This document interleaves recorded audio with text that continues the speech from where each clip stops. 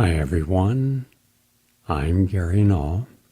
It's always nice to have you here every day to hopefully be empowered, to live a longer life, to learn how precious life is, all lives being precious, and that we should do everything we can to be in service to one another. And that's what our program is today. Of course, the latest on health and healing will begin by talking about a Shinsu University in Japan study on eating less suppresses liver cancer due to fatty liver. Very important study. And we always give information from major peer-reviewed journals so that you realize that this information is scientifically valid. And of course it has common sense and clinical experience behind it. But then also today, we're going to go a little deeper, in fact, much deeper. I'm going to share what I thought was a very inspiring and noteworthy editorial by Marty Stern, writing in a publication that I'd never read before called Areo, A-R-E-O, that I recommend. It's called Beyond Postmodern, the Neoliberal Roots of Woke Cancer Culture. Also today, for those of you who believe that it is best to vote, that's fine. But who are you voting for? And isn't it time that we had a new set of parties to compete with the duopoly that we're faced with? Parties representing we the people? Parties that take into inclusion the stopping subsidizing major polluters such as the oil, gas, and hydrofracking industries, and also nuclear, that stop subsidizing big agriculture, stop bailing out banks. All the existing parties, no matter who's in office, are going to support those very tangible neoliberal institutions against our interest. We won't be bailed out. They will be. We've seen that with the coronavirus. Who were the first people to get bailed out? And then in came the hedge funds and equity partners. Just a greed fest. Well, the only way we're going to change anything in our society is if we change the policymakers, the people that write the rules and set the standards. And our politicians, even though some have some inspirational ideas, the machine itself is corrupt and controlled. And unfortunately, the mainstream media is equally corrupt and controlled. So I'm going to give a commentary today on taking a look at Biden, taking a look at Trump, some of the good things that you could expect and some of the bad things that we're certain of. Just so you keep it in perspective, because I'm really tired of hearing the idea that the lesser of two evils, well, we got to choose one. No, we don't. And I'll explain that. Also today, if time permits, I want to have Glenn Greenwald's response. We're trying to get him on the air, but he was interviewed in this clip about why he left The Intercept. It's a very important message. And we have very few journalists today who have his integrity and his courage, but also why we can't vote our way to freedom. And that's what we're trying to do. Freedom of speech and freedom of assembly and freedom of choice. That as long as we have the right politicians in power, or our party believes that we have a right over our bodies, which parts of your bodies? Reproductive part? Some will say yes. Half will say no. What about the use of a vitamin? Some will say, of course, we should have the right to take a vitamin or eat an organic produce or eat a genetically engineered produce. But right now with COVID, you're not going to have any choice about being tested if you live in New York State, being quarantined, and being vaccinated, even against your will. So we're going to look into this in a deeper manner. And Cheryl Atkinson, 5-time Emmy Award-winning reporter, who is talking about the big money behind the narrative. Right now, 5G is the narrative. If you were watching television yesterday, any of the ball games, every other commercial was either for pharmaceutical drug, but never what causes the disease, where you could change it at the preventative level or look at a natural, non-toxic way of helping it. But then it was also 5G. The wonderment of being connected high speed to everything, but nothing cautioning us about its downside or dangers. Also, there's so much misinformation that we spend a great deal of time. I probably spent 10 hours over the last 2 days going through misinformation in the mainstream media, but also on the internet. For example, on the internet, there's this story going around that if Biden's elected, he'll increase your taxes at 3% on your real estate. Therefore, you're already paying real estate taxes. Now you'll pay 3% more on top of that. Well, the trouble is, I had to go through the entire tax code that is proposed and found out that's not true. It's a false story. But unfortunately, a lot of these false stories, they take hold. There's another false story that the coronavirus was never really isolated, and therefore it's a myth. Well, we'll debunk that as the research shows. Yes, it is a real story, real virus, and it's been isolated. But this is permeating all the time. So at least when you tune this show on, you know that we've taken the time and energy to try to see what is the truth, where is the truth, and share it with you. That said, let's begin our journey today. The first thing we're going to do is talk about how we can be healthier. Recently, with the anti-aging part 3 of an anti-aging clinical study, people were fasted for about 15 hours a day and almost 20 hours on Saturday and Sunday. They felt phenomenal. We've gotten the feedback, and already the first stage of the feedback, the study still goes on another 6 weeks, but people had terrific increase in their energy, better sleeping, better elimination. They felt their muscles more. They felt stronger. And the heart of that is reducing caloric intake. And people think, well, I can't go 15 hours without eating. Oh, yeah, you can. It's not difficult. But you got to get used to it. And there's a lot of reasons. It simply allows you to live a longer life. How about that for a reward? You could live anywhere from 3 to 10 years longer, depending upon how long you've been modified fasting, meaning part of the day, you eat your last meal early in the evening, and you don't have your next meal till about 9 o'clock the next morning. That adds a lot of energy and time and quality of life onto your telomeres. And the telomeres are the end caps of what bind the end caps of chromosomes. And when they're longer, you live longer. When they unravel and start shortening, you live shorter. So every organ has its own biological clock. So your heart might be one age and your brain a different age. And if you've drank during college, especially binge drinking, then your liver could be, and kidneys, much older than another organ. If you've overexercised, then your leg muscles are going to be older than the rest of your body. So we have to understand that there are dozens of biological clocks in different organ systems, and depending upon what we do, we'll either live longer or shorter because of that.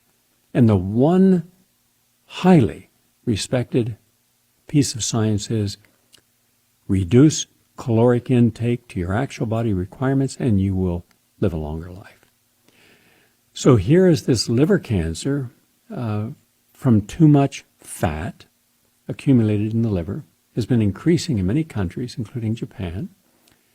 And in order to change this unfortunate state of affairs, it's important to improve the prognosis of non-alcoholic fatty liver disease.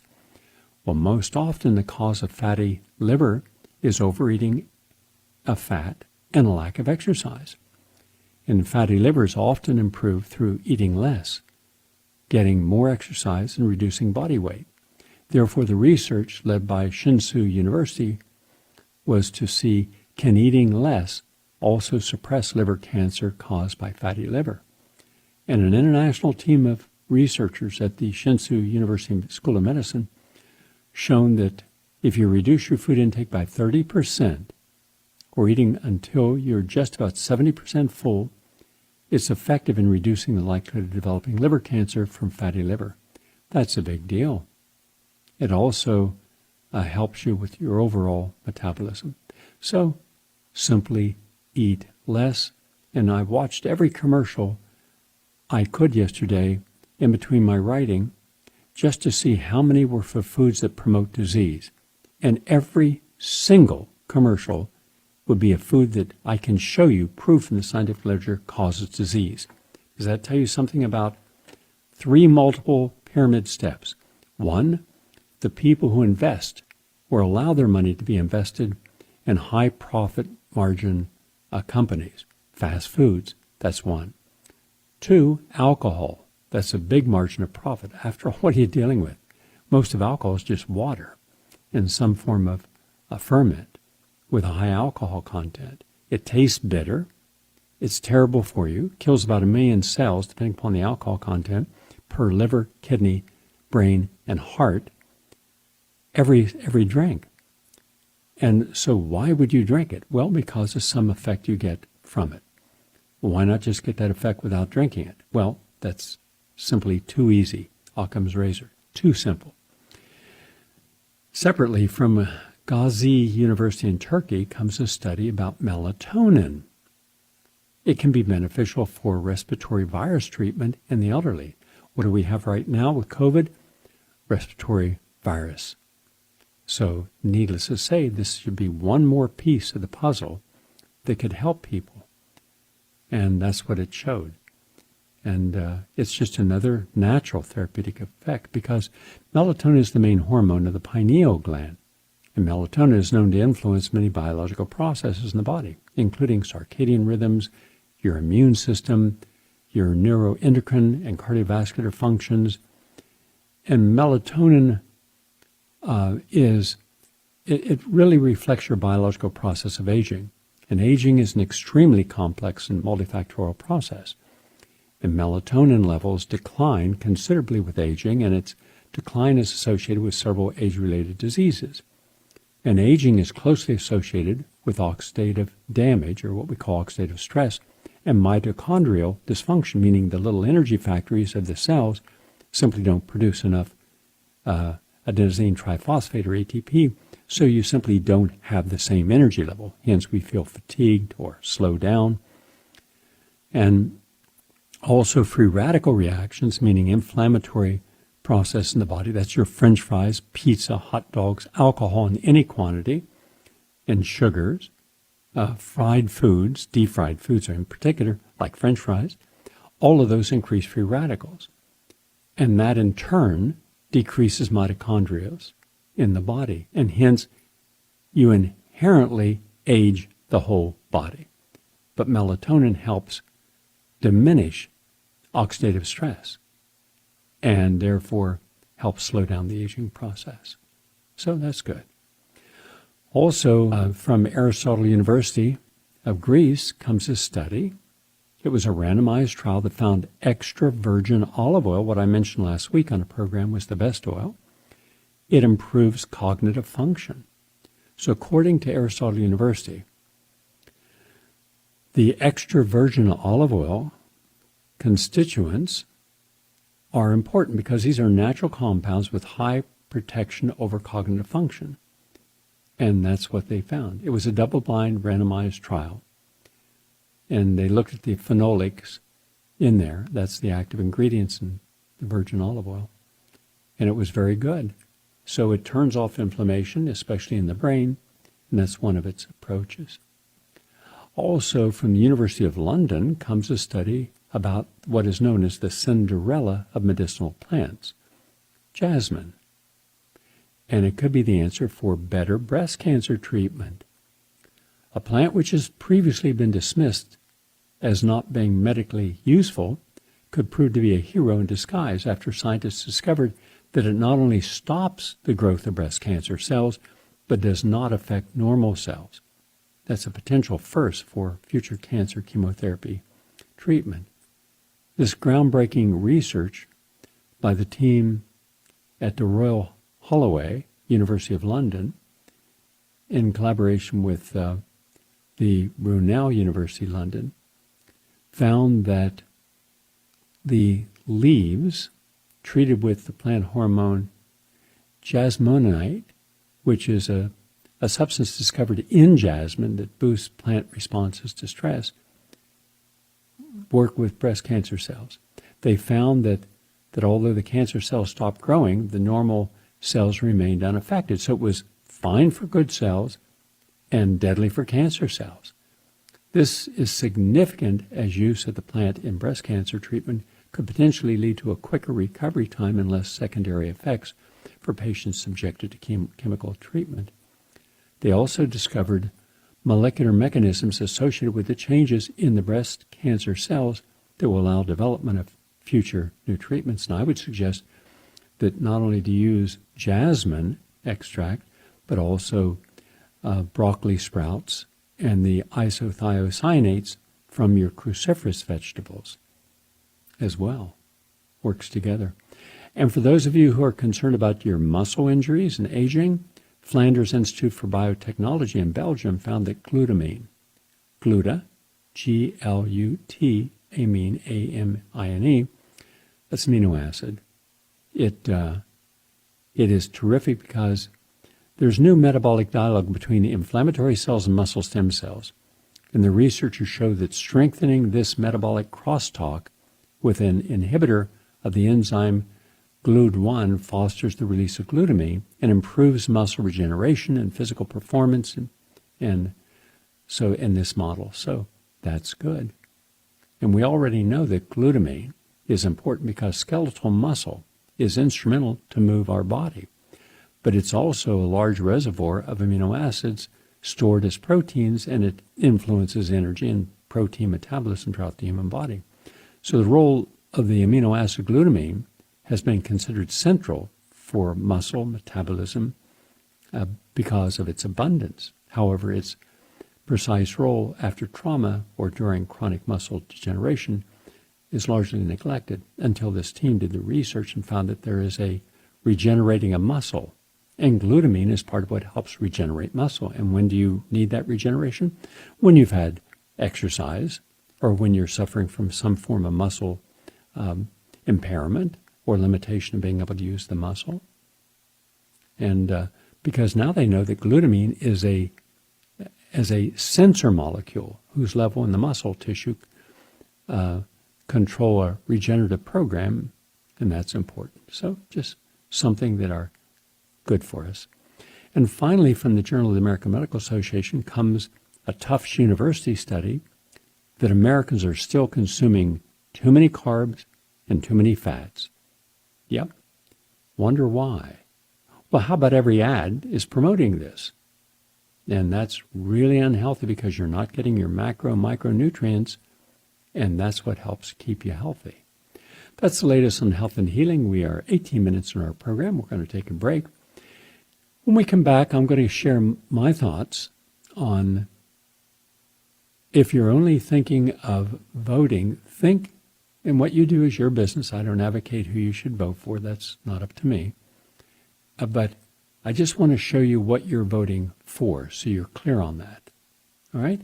Because frequently people look at someone and say, oh, they're presidential, or I like what they just said, or they're voting in anger and protest against one candidate or another, or both. But remember, these are people who have records, and therefore look at what a person's done in their life, and especially in public office, because I don't trust or believe anything a person says in campaigning, because rarely do they ever honor those pledges. But I will look at what they've done, and that tells me what they're likely to continue doing when they're no longer obligated to tell the public one story and act on behalf of the special interest groups on a separate level. Back in a moment. Please stay with us. I'd like to welcome you. I'm Gary Null. One of the qualities that we should be concerned about anyone elected to any higher office, even a city council member, is do they have a moral compass that shows that if there's something wrong, they will address it. Why do I say that? Because you have both in the House and the Senate, you have intelligence oversight committees. And these have a large staff. Now, on a regular basis, they meet with all the top intelligence agencies. They meet with the people who assess the different intelligent issues in the world, who represents a threat, what we're doing about it. And they're supposed to keep these confidential. In fact, they signed to that effect. But when was the last time any legislator from the House or the Senate came forward and told you that, and was proven to be correct, that the intelligence communities themselves or the government policies behind these moves were wrong, morally wrong, like weapons of mass destruction. They knew that there was lying going on. They knew that this was being manufactured by Scooter Libby, Dick Cheney's, the vice president's chief of staff. They knew that there was no weapons of mass destruction. They would know before anyone else. The intelligence agency process, and then they have to share that. Well, how about the invasion of Syria or Libya? They would have known that they represented no threat and that this was based upon the existing, and it was in Bush and then Obama and Clinton and then in Trump. It was his administration policy, including the State Department, the Defense Department, the Pentagon, the National Security Agency, the CIA, to engage in regime change. They had something we wanted it, and if we couldn't bribe someone, we would then do what had been done historically, and that is we would offer them bribes and special deals, and if they didn't take that, then we would send in the jackals and eliminate them. Not a single person came forward, not one. To the contrary, Adam Schiff and others protected the deep state, protected these criminal activities, protected the players, including the corporate-related players, of who benefits. So how can we trust anyone in this situation when they're never honest with us? So then you have Biden, and Biden's been there a long time, over 47 years, and he had a significant role in the Democratic Party moving toward the right as Republicans move into the right's twilight zone. He co-sponsored Clinton's 1994 crime bill, which Biden was a major promoter of. That's legislation that has long been criticized for the disproportionate mass incarceration of blacks and Latinos and has contributed to racism within law enforcement and the private prison system and the reintroduction in time, though not at that time but later, of more SWAT raids, about 80,000 last year, up from 50,000, and then also the debtors' prisons. Yeah, you can give that to Joe Biden. And he was party to regime change in Ukraine, in Libya, in Honduras, in Syria, drone attacks in Yemen, the NATO's expansion on Russia's border, troop deployments in the Middle East, and support for al-Qaeda groups in Syria and Libya. So how would it do if a reporter actually asked him, which they're afraid to do and won't do, we have a war on terror. Yes, we do. Do you support the war on terror? Of course I do. Did you knowingly support terrorist groups like al-Qaeda in Syria, the so-called our freedom fighters, which were actually terrorists, the beheading group? And now he's going to be silent. But he did. He and Obama and Hillary Clinton supported ISIS, al-Nusra, al-Qaeda in an illegitimate, neo-colonial and hegemonic takeover of Syria for its oil and Libya for its oil, and also to get rid of Gaddafi, who was an undermining influence. He voted for the Iraq War. He voted for the Patriot Act. He supported expanding NATO to include Warsaw Pact nations, Poland, Hungary, and the Czech Republic, advancing the cause of undivided, democratic, and peaceful Europe. His Green Deal is not the Green Party's deal, nor the Sanders OAC progressive deal, watered-down version of it. He suggested raising age of Social Security, which is enormously important for minorities, before his presidential run. He never challenged exorbitant credit card fees that hit the lower and working class the most, and Biden was the main obstacle to Sanders' efforts to push for universal health care. He also was a part of the devastating impact of the Anita Hill hearings, challenging her, and voted to overturn the Glass-Steagall Act, but has admitted that was one of his main political mistakes. Oh, his whole career is a political mistake. He voted for the 1997 bill that created the Pentagon's 1033 program, which allows surplus military gear to be passed along to local cops. And yet, on the other hand, he'll condemn the local cops for being militarized. Well, you created the 1997 bill and supported its promotion that allowed that to happen. Those are just some of the many, many things that he's done wrong. Some of the less wrong things, he led to a review in 2014 of federal employment and training programs that reach more than 21 million people per year. And he helped with a $1.5 billion grant to align with job-driven training best practices. And he sponsored the original Violence Against Women Act in 1994, leading to a major decline in intimate partner violence. Co-sponsored proposed legislation to curb greenhouse gas emissions in 2007, but did nothing about it. In fact, the Obama administration did nothing fundamental about that at all. All platitudes, all promises, nothing done. And introduced one of the Senate's first climate change bills, 1986, leading to the creation of a task force on global warming that unfortunately did nothing, and oversaw disbursement of $90 billion for clean energy as part of the 2009 Recovery Act, and also advocated for economic sanctions against South Africa's apartheid government. That was a good thing.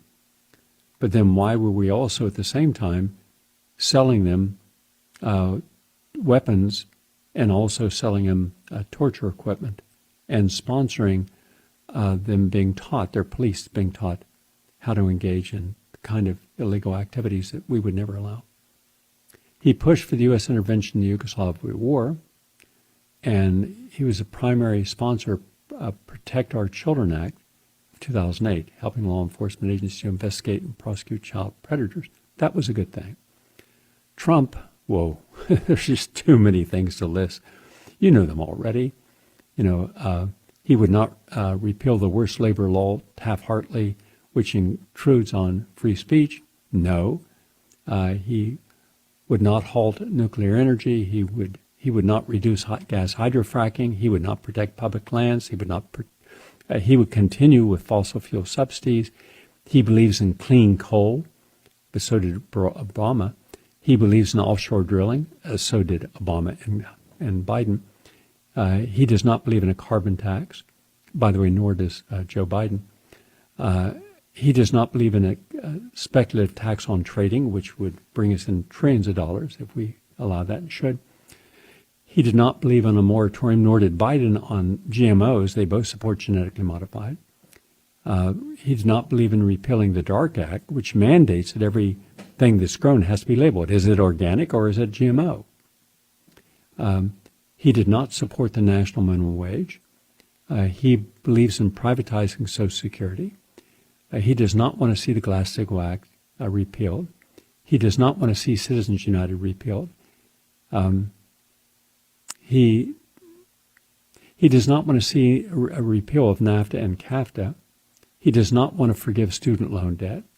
He does not want to repeal our National Defense Authorization Act, which Obama also supported and created, as did Joe Biden. That's where they can arrest you without charges, without you knowing who's your opponent, what charges are against you, and they can keep you in indefinite confinement forever if they want to, or they could kill you. That's actually in that law. And he does not believe in the legalization of marijuana, nor does Biden. How stupid is that? He does not believe in universal health care. He does not believe in breaking up the big banks, nor does Biden. He does not believe in repealing the Patriot Act, neither does Biden. They are big supporters, both Biden and Trump, of Saudi Arabia, a completely racist, degenerate country. The dramatic reduction of the defense budget, both of them say no, they want to increase defense budget. It's already now about 56 to 58% of our taxable income is spent on that worthless bunch of nonsense that just produces more regime change and hegemony. He does not want to. He does want to normalize relations with Russia. That's a good thing. He does want to reduce NATO. That's a good thing. He does not oppose Israeli apartheid of Palestine, nor does Biden, nor did Clinton, nor did Obama. He does not want to reduce our nuclear arsenal. and he sees no threats against China. And so and these are the things that we have to, he does not believe in free public university. I mean, he does not believe in campaign reform. He does not want to see any reduction in militarization of law enforcement. He does not want to expand Social Security. He does not want to overhaul the National Security Agency's surveillance of us, nor does Biden. He does not want to. Does he want to reform our judicial system? The answer is no. Does he want to give more funds for public housing? No. Does he want to tackle the problem of discrimination? No. And does he want to strengthen hate crimes? No. Does he want a progressive immigration reform? No. Does he want to see separation of church and state? No. Does he support 5G? Yes, he and Biden both. Does he want to stop payday loans with 500 to 1,000% interest? No. And nor does Biden. Does he believe in preventive medicine program? No. And Biden? No. And does he want to hold high-tech liable? Yes. So you see, when you look at both people and you're looking at what they've done historically and what's going to change, well, nothing's going to change. So just remember that. So whoever you vote for, be conscious of this. Now I'm going to play a clip. But before I go to the clip, a lot of people have been asking me about the film, and I have mentioned this, but as of today, we've now won in some of the most prestigious international film festivals in the world, or are finalists and still waiting, almost 90 film festivals. And from our research up to this moment, that's the most of any documentary. And then the reviews just started coming in today. They would just review copies of the film, which I'm hopeful to premiere as a fundraiser in a theater in New York in the next 2 weeks. We're signing the contract on that today. We just sent out review copies. Here's one from Professor Juan Cole. And he says, quote, "Last Call for Tomorrow is a gripping film with imaginative cinematography that in many ways lets a wounded Mother Nature herself make the case of ending fossil fuels in a planetary declaration of climate emergency." He is professor, University of Michigan. Then we have another one here, and it just came in.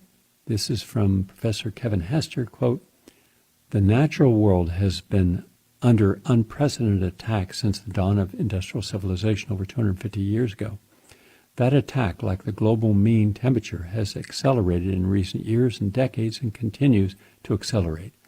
Non-linearity is more obvious by the day. Dr. Gary Null and his team have, with this wonderful documentary, The Last Call for Tomorrow, shone a bright light on the unfolding tragedy of the collapse of everything we hold dear. All past civilizations have collapsed, and this one will be no different. Tragically, the collapse of this civilization is contemporaneous with the unraveling of the entire biosphere. Industrial civilization has brought us to the edge of extinction, and as the documentary shows, our youth are being more honest than elders. Our greatest pre-collapse challenge will be managing our own grief and that of our youth. This excellent documentary is a clarion call for us to face the unfolding predicament. There is no previous analog for navigating these uncharted waters. Last Call for Tomorrow succeeds in laying out the predicament we face. We have an obligation to the youth and all other species to at least go down speaking truth to power and facing the irreversible consequences of the folly of infinite growth on a finite planet. And he's down in New Zealand. And then we have here, I'll give you one last one. This is from Professor Jim Garrison. Quote, "Last Call for Tomorrow is simply the best film made so far on the gravity of our current crisis and what we can do about it. Other films sugarcoat the crisis so people don't feel bad. What Gary Null has produced is a presentation with ruthless realism that makes the call to action, direct action by the people, so much more inspiring. We have everything to lose. We also have everything to gain if we all take to the streets in honor of the sanctity of life. I would be happy to promote this on our, evidently, Humanity Rising, I guess that's a website. He is also the president of Ubiquity University. Those are just some of the reviews that are coming in, and when they're all in, we'll post them for you. So we're happy about that, happy that bad news, global warming, and all of that means, and all the problems with our environment, is finally going to be getting some people's attention. So we're happy about that. I'll let you know when we've scheduled a premiere for 1 week in New York City. And also just today, the Japanese government is announcing, and the promoter of its, or the owner of its Fukushima Daiichi plant, that they're about to release over 1 million gallons of radioactive water into the Pacific Ocean. Not a good idea, people. Not a good idea. But we'll be on top of that. We'll keep bringing you up to date on all that, as we will on all the contradictions in the coronavirus situations that are coming. But now I want to play for you why we can't vote our way to freedom. It's only 8 minutes long, but it's a very powerful film. And by the way, you can watch any of these by going to prn.fm. On the left-hand side, when you scroll down, you'll see a box, and that's the films each day that we, the videos that we post, so you can watch it, or just at home right now. Listen, here we go. Why we can't vote our way to freedom.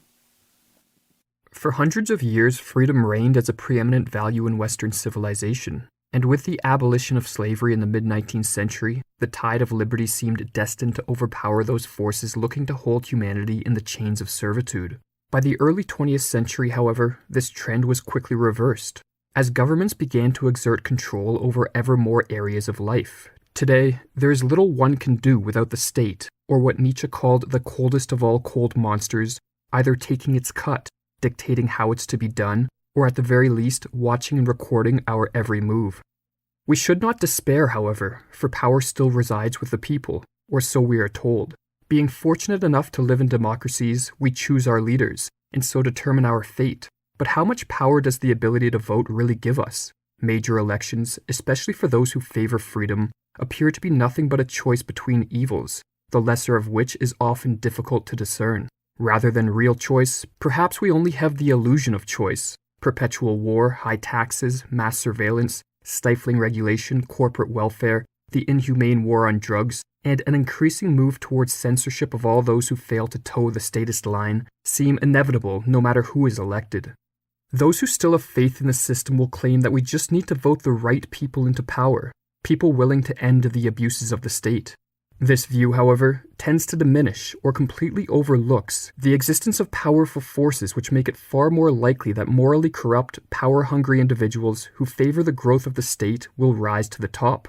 The worst among us, not the best, are most likely to rule in modern democracies. Many factors contribute to this unfortunate state of affairs, and primary among them is the type of person most likely to enter the field of politics. For politics, like all professions, is more attractive to some people than others.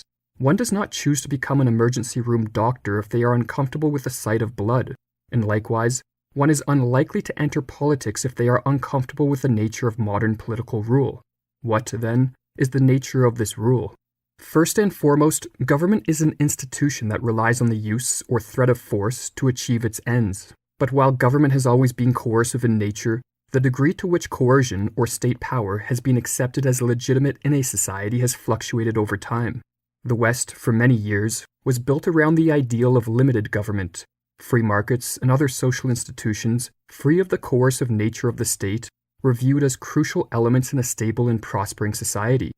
No longer is this the case. The script has been flipped. Instead of governments being limited in what they are permitted to do, it is now the state that greatly limits what we, as individuals, can and cannot do. This expanded role of the state and the immense power at its disposal attracts, like a moth to a flame, the most power-hungry among us. Political power is unfortunately seen by many as the only power worth having, and those with the greatest thirst for power see the state as the best vehicle for satiating their desire. It should not be surprising that most political candidates openly campaign on the expansion of the state, for state power, if victorious, becomes their power. Not only does modern politics attract the power-hungry, but to make matters worse, it attracts power-hungry individuals of an excessively narcissistic and conceited temperament. Those who enter politics by and large prefer the reign of intellect to the reign of liberty. They are men and women who believe they should be granted the use of state power to remake the world according to their vision. Rarely is it acknowledged that what this entails is a replacement of the spontaneous order-generating processes of the social world, which coordinate the plans of individuals, with a single plan devised by politicians and bureaucrats and enforced with the use or threat of violence. Why the transfer of decisions, asks Thomas Sowell, from the individuals and organizations directly involved, often depicted collectively and impersonally as the market, to third parties who pay no price for being wrong, should be expected to produce better results for society at large is a question seldom asked, much less answered. The presumption held by most politicians that they are somehow wise enough to reorder the vast complexities and emergent orders of the social world according to their own plans is the height of conceit. F.A. Hayek called it the fatal conceit, for when taken to its extreme, as occurred in the socialist experiments of the 20th century, it leads only to impoverishment, suffering, and death. But while politics may be dominated by power-hungry men and women, whose conceit leads them to view all social problems as requiring political solutions devised by them, this does not preclude individuals who may sincerely wish to decrease the power and abuses of the state from entering politics. The problem, however, is that immense barriers stand in their way. Not only are most Western nations dominated by a handful of political parties who have no intention nor incentive to shrink the state, but these same parties control and manipulate the voting process in ways which are greatly to their favor. Furthermore, those willing to cheat and lie in their efforts to get to the top are always at an advantage over their more honest competitors. In the modern game of politics, truth, honesty, and integrity do not pay. It is far easier to rally the masses around grand visions and false promises, even if such visions are impossible to implement or would have devastating side effects. A candidate who speaks the truth, who tries to convey to the masses the unsustainability or destructive nature of many government programs, is far less appealing. Reality pales in comparison to the fantasies put forth by most political candidates. Another element of mass elections which favors the morally corrupt is the fact that emotional appeals to hatred for one's opponents are extremely effective in rallying political support. This plays right into the hands of power-hungry demagogues who, in their myopic quest for victory, will use any technique to win, no matter how destructive to the fabric of society. Vladimir Lenin understood the power of hatred and negativity in garnering political support. "My words," he wrote, "were calculated to evoke hatred, aversion, and contempt, not to convince but to break up the ranks of the opponent, not to correct an opponent's mistake, but to destroy him." But even if a well-intentioned individual slipped through the cracks, beat the odds, and won a major election, there is the open question as to whether he could resist the corrupting influence of the modern state. For not only would the power at his disposal likely corrupt him, but he would be forced to contend with massive amounts of pressure from unelected bureaucrats, crony capitalists, and the many others who enrich themselves at the trough of state power. While some may continue to hold out hope for a political savior, perhaps a different approach is needed. Government oppression, or social predation in general, is at root a function of disparities of power. With a more equal distribution of power, the morally corrupt and evil elements of a society can do far less harm. But when one group or set of institutions becomes far more powerful than the rest of society, abuse is inevitable, whether we live in a democracy, monarchy, or under a dictatorship. Voting is unlikely to diminish the disparity in power created by the growth of the modern state. The past century has been full of elections, but over this same time the power differential between the state and citizen has only grown. A more effective approach for returning freedom to an increasingly unfree world may be found through the development and promotion of technologies and social and economic institutions that are free from the cold hands of the state. But unless the immense concentration of power held by the few that pull the strings of government is greatly diminished, it may not matter which of the candidates paraded before us we elect. For as H. L. Mencken recognized nearly a century ago, We really only have two choices in modern democracies. We can elect a demagogue, or what Mencken called a demaslave. Under democracy, he writes, two branches reveal themselves. There is the art of the demagogue, and there is the art of what may be called the demaslave. The demagogue is one who preaches doctrines he knows to be untrue to men he knows to be idiots. The demaslave is one who listens to what these idiots have to say and then pretends that he believes it himself. Every man who seeks elective office under democracy has to be either the one thing or the other, and most men have to be both. No educated man, stating plainly the elementary notions that every educated man holds about the matters that principally concern government, could be elected to office in a democratic state, save perhaps by a miracle. Interesting. I would add something different from that, and that is that today the marketplace is utterly and completely corrupt and controls virtually all the levers of government. So the larger the government bureaucracy, the more it metastasizes upon our rights and freedoms, the more profit goes to the Jeff Bezos or to the Bill Gates. In the name of philanthropy, they are profiting off everything they do. There's always an agenda. It's an ideological agenda. It's a political agenda. More importantly, it's a financial agenda. And that's what we live in today. And hence, that's why I do not support the people running for office, nor do I support most of them. There are exceptions, but you see nobody votes for the good person. The best people we never vote for. Just never. You will never be confused by that. We haven't voted for anyone good since Franklin Roosevelt. But that's just the way we are. That's our problem, because we have combined both the Soma phenomena and the 1984 phenomena. We're afraid of everything that we should be facing and changing, and then we induce ourselves to let's say, an etherical, chemically altered state with either pharmaceutical drugs, anti-anxiety, antidepressant, or some other artificial state, alcohol or overeating, so we just don't have to face any problem. Hence, it's someone else's problem. No, it's our problem. I'm going to give you a few examples of this. I'm going to give you just a few examples to show you how misbegotten the entire media is, and it's not unintentional. This comes from the Financial Times. Quote, scientists warn of new coronavirus variant spreading across Europe. Genetic mutations that originated in Spain transmitted by returning holidaymakers, researchers find, quote, a coronavirus variant that originated in Spanish farm workers has spread rapidly through much of Europe since the summer and now accounts for the majority of new COVID-19 cases in several countries and more than 80% in the United Kingdom. An international team of scientists that has been tracking the virus through its genetic mutations has described the extraordinary speed and spread of the variant, called 20A or EU1, in a research paper to be published this week. Now, why is this important? Because if they're saying nothing can return to normal, that's Anthony Fauci and Bill Gates and others, until every person on the earth is vaccinated, well then, what successful vaccine have they created for the previous 18 coronaviruses? How about the annual flu virus?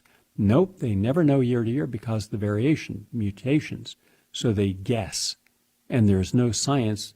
It's an artificial mathematical model. And I've dealt with that repeatedly on this show. So if 1 million people get the flu vaccine this year and 900,000 don't get the 900,000 don't get the flu, they'll say the flu vaccine was 90% effective.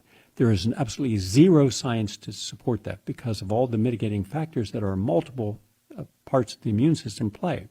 Whether you're stressed or not stressed, eat a healthy diet or bad diet, whether you have comorbidities like obesity and diabetes, which are more susceptible to coming down with a flu, or whether you're a healthy person that eats a healthy plant-based diet, exercise, take your supplements, meditate, you're far less likely to get the flu. None of that is considered. That's how bad, how corrupt, how vulgar is science today when it comes to vaccines, which means that they don't have a cold vaccine. That's a COVID virus. Or they don't have a SARS-2 vaccine because of genetic mutations. So right now, all the work that's been done on these vaccines and fast track, they're now saying there's a new genetic mutation. Well, what's that mean for all the people going to get the old vaccine that hasn't even been brought on the market yet?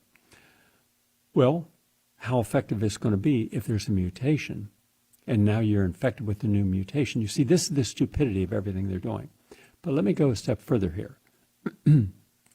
This is from this morning's New York Times. Quote, a rapid virus test falters in people without symptoms, study finds. Quote, a head-to-head comparison of lab and rapid coronavirus tests drew mixed reactions from experts who raised concerns about accuracy.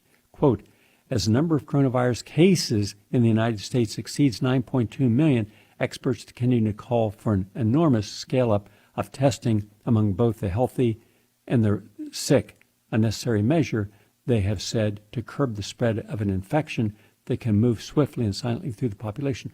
Well, let me challenge the New York Times. Let me challenge their entire editorial board. Since when can you state accurately that there's 9.2 million cases of coronavirus? When you say a case, that means an active person who has a virus that's replicating and spread it to other people, or is sick, who's in a hospital or some other center being cared for. The vast majority of those cases are not cases at all. They're simply people who have tested positive. So immediately you've conflated two issues, and I'm sure your editorial board, with all of its high-ranking academics, would have caught that. Should we say cases and make people think these are people with the disease, or just who've tested positive, and then let's go back with an inaccurate test, a PCR test or a swab test? So how, with an inaccurate PCR test that does not detect the whole virus or virus load and has to replicate itself over and over and over and over again till finally it blows up a particle of virus large enough that can be identified. But it cannot distinguish whether that's a brand new virus or an old virus, COVID virus. There is no comparison. So first we have a grossly flawed test. We have a lot of false positives and false negatives. And a person could have the virus but not be infective at all. It could be a dead virus. The body, every single human being has millions, if not billions, of viral particles in them that are dead. Body has attacked it. The immune system did what it's supposed to do. And all you have now is left is some antibody response. So now you're saying those are all active cases? Because you said cases here. It's in today's New York Times. That's why you shouldn't trust the media. This cannot, in my opinion, be an accident. This was intended. Keep the people fearful, because the New York Times is part of the establishment, heavily influenced by politics and other agendas. That's just one of the situations we're dealing with. And yet the average person says, what? And here's University of Texas at Austin today. Quote, corona mutation may have made it more contagious. So now you're saying that now it's mutating. Again, mutating. I'm hearing mutating. I'm seeing all these different studies saying it's mutating. Well, then if it's mutating, how are you going to get the right virus antibody, and how are you going to get the right vaccine? And yet the New York Times also has an article here today about, quote, Gilead Sciences said Wednesday that remdesivir, which has been authorized for emergency use since the spring, brought in $873 million in revenues thus far.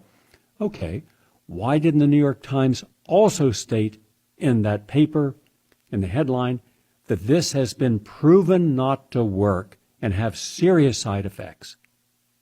Those studies are now out. The largest study ever done on its remdesivir has been done. It's a bad drug. It's a terrible drug. Why didn't they state that?